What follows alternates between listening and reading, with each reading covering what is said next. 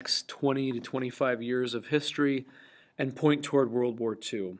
So as we go through the material today, the thing I want you to remember is that the seeds of World War II are really planted in the victory of World War I. And you have to be able to see the connection between the end of the war, the First World War, and how immediately the problems were not going to be solved. The decisions made at the Treaty of Versailles are going to come back to haunt everyone who made them, and there's going to be another world war within less than 30 years. So Section A, when the Treaty of Versailles was held, it was held in Paris. The meetings were all held in Paris, and there was incredible optimism that there would be a lasting peace. And yet, as I said a minute ago, it's going to end up in a failure. $332 billion had been spent on the war itself, leaving more than 10 million dead, really 9 million Russians, plus a few million of the Allies, a total of almost 15 million dead in the First World War. The war itself ended here, it ends in Section B, and sort of how the war actually came to an end is told right here. So Germany was really collapsing at this point, around late 1917 and 1918. Even though the Russian Revolution had taken out Russia, the German armed forces were really not capable of winning the war.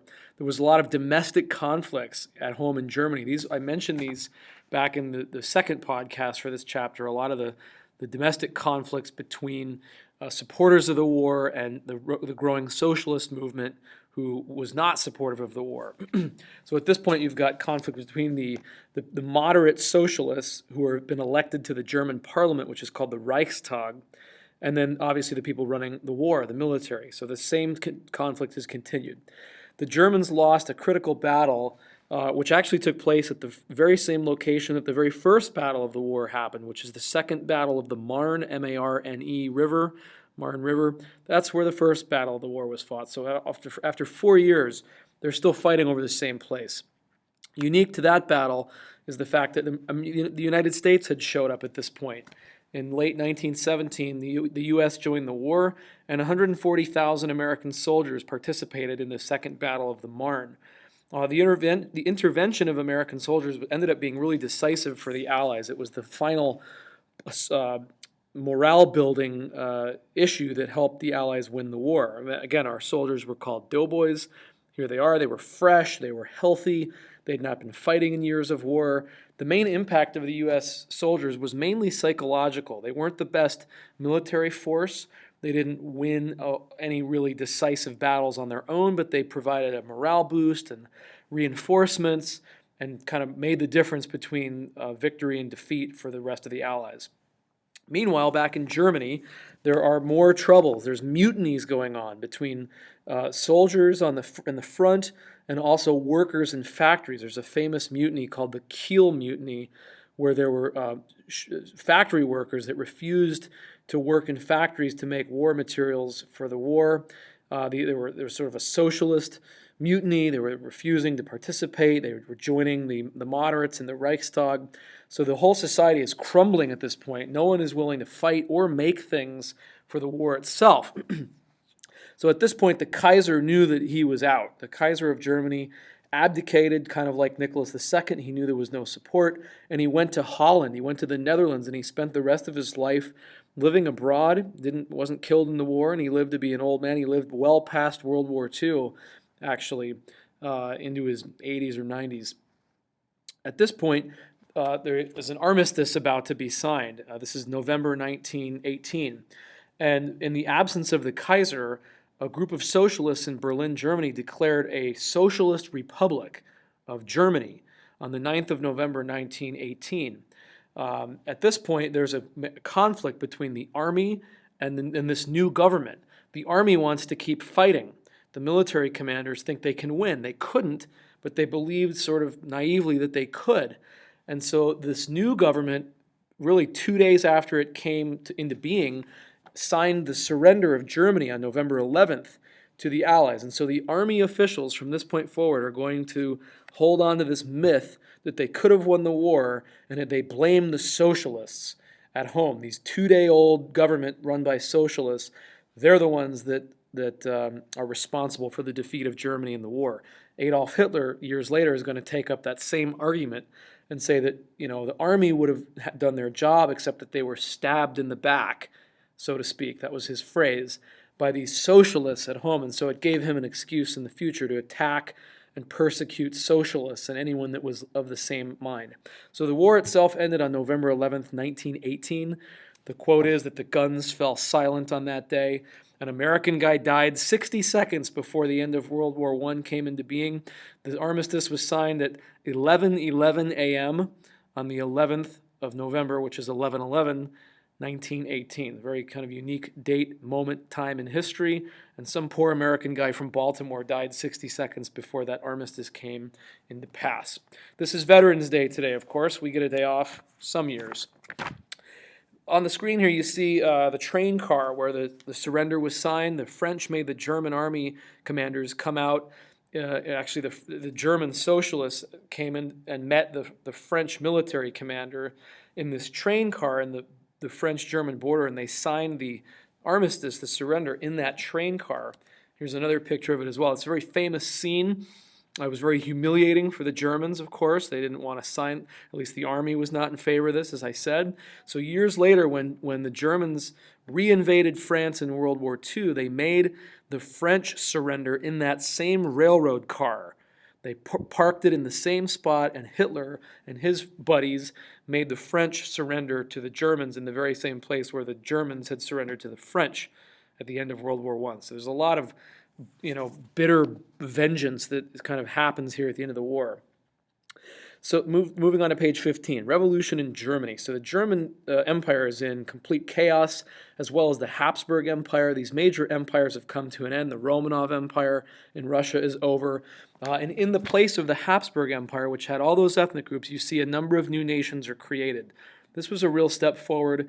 Each of those countries had a national language, ethnic groups that were common, cultures, religions in most cases. So lots of new independent nations in Eastern Europe were carved up from the old Habsburg Empire. In Germany, as I said a minute ago, the Kaiser, the Hohenzollerns, are out, and this new socialist liberal republic was established.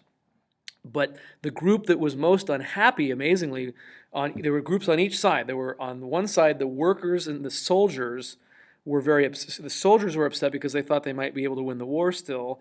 And on the other side of the spectrum, the radical communists, the Marxists, were not happy either.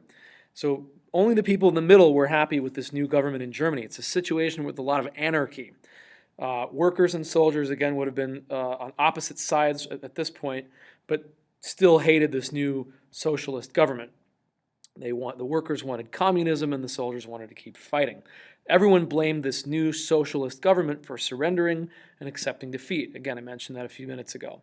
So the radical Marxists in Germany, the communists, tried to stage a coup. They're known as the KPD. This is their abbreviation, the Communist Party Deutschland, with a K. And it's called the Spartacist Uprising, a group of radical Marxists trying to imitate Lenin and the Bolsheviks in January of 1919, tried to overthrow this young liberal socialist republic. And you can see a picture. They set up barricades in the streets of Berlin. There was an armed uprising, and the new socialist government rallied what was left of the army that was loyal to them, and they put down this rebellion. And the two leaders, Karl Liebknecht and Rosa Luxemburg, were both killed for instigating a treasonous act. This is another famous moment in German history. The communists are crushed, and the leaders are killed.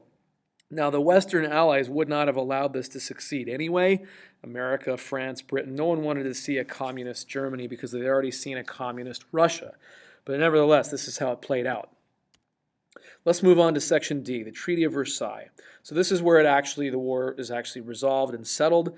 It starts really with Woodrow Wilson, United States president at the time, who came to this Paris Peace Conference with incredibly high expectations. He was hoping for eternal peace, in his words.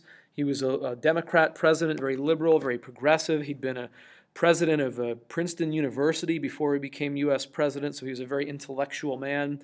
He had lots of vision for the world. He believed in nations having self-determination, which means that every people group should determine their own political future, and that we should not intervene in the affairs of other nations and let every country have its own create nations where they want them. Very optimistic, very pie in the sky kind of stuff. He was met with incredible resistance, as we'll see in a minute, by the European leaders. His plan for the post-war world is known as the 14 points. We'll probably take a look at that in class. It's very visionary about empowering nations, and he even supported the right of nations to choose socialism and Marxism as a future as long as it was peaceful. So again, the 14 points was his very lofty vision of the world. Now, the Big Four are the term that is used for the four leaders, the four main leaders at the Paris Peace Conference. You have the leader of the U.S., Wilson, the leader of Britain, whose name is David Lloyd George, the leader of France, whose name is George Clemenceau, and the fourth and definitely last in line would be the leader of Italy, Vittorio Orlando. And the Italians didn't do a whole lot in World War I, so they didn't get a whole lot of say at the treaty, and they're going to leave the treaty really upset because they wanted territory, and they didn't get it. Who was left out of the Paris Peace Conference? Germany and Russia. Germany, obviously, because they lost the war and they're undergoing revolution at the time and trying to put down these Marxist rebellions. And Russia, because they'd withdrawn from the war early and become a communist nation. So those two countries were deliberately excluded from the proceedings. So basically, the loser countries were out. This is different from previous peace conferences like the Congress of Vienna. Remember that? When the French were welcomed at the table, even though they had just been defeated. So this is a really huge change between those two international meetings. Go to page 16. Again, here's the political aims of President Wilson. He wanted what was known as a League of Nations. This was a future vision of something like the United Nations. He wanted everyone in the world to be in this, all the nations of the world. He was almost obsessed with this to the point that it made him paranoid, and he didn't sleep at night. He was just obsessed with the idea of keeping the peace through this League of Nations. It was his idea, and that's the number one thing that he wanted to bring. Now, the other members of the Big Four did not share those ambitions. David Lloyd George's famous quote was, "We want to squeeze the Germans until the pip squeaks." Very similarly was George Clemenceau of France, who's known as the vengeful tiger, and he's the second from the right with the big walrus mustache here. So he wanted revenge more than anything else. Punish the Germans. He wanted a buffer state. He wanted a new nation created between France and Germany near the Rhine River so that the Germans couldn't invade the French anymore.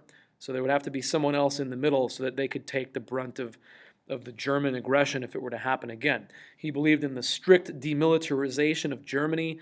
He wanted them not to have an air force. He wanted them to not have an army of any kind. So very extreme demands, and he really wanted reparations, payment for the cost of the war from Germany. These are the four things that the French particularly wanted. What ended up happening was a lot of compromises at this meeting, like always. Clemenceau and France gave up the idea of this neutral buffer state between France and Germany, and in exchange for that, Woodrow Wilson and the British promised the French a really strong military alliance that guaranteed that if the Germans ever invaded again, that we would come to the French aid. Wilson was not interested in a buffer state at that time. The League of Nations was created at the insistence of Wilson, even though most Europeans didn't want that and they didn't really like Wilson. They thought he was too optimistic, and what business did we have listening to him when the Americans only fought in the last year of the war and everyone else had fought for 4 years. So Wilson had to really fight for that to get included, and it did. Some other provisions of the treaty here. It was signed between the Allies and Germany only. The other nations ended up doing separate peace treaties, like with Austria. German colonies were dispersed among all the Allies as one of the terms of the treaty. Alsace-Lorraine was given back to France now. That little territory has gone back and forth. There was an independent Poland created in addition to these other nations.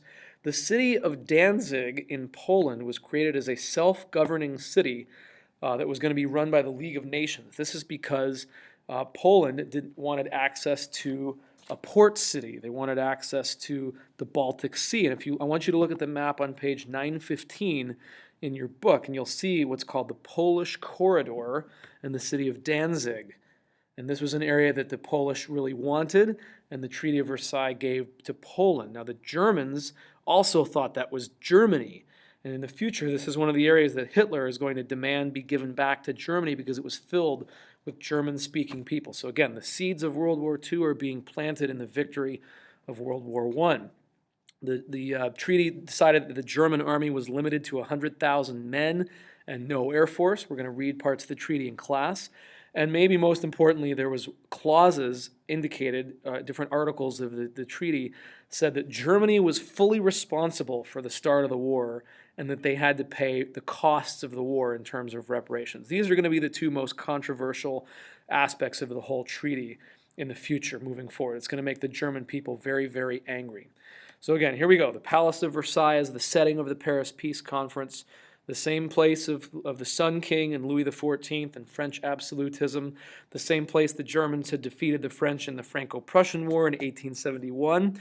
This particular building has become such a momentous place in world history. So many things have happened here. Different eras of history have come and gone. Right at Versailles, here's the Hall of Mirrors.